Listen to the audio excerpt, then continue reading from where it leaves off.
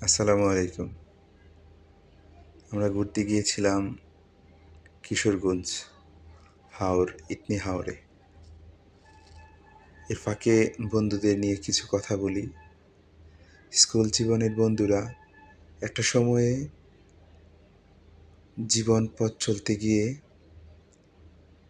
যে যার মতো করে এগিয়ে যায়। একটা সময় সবাই ব্যস্ত হয়ে পড়ে।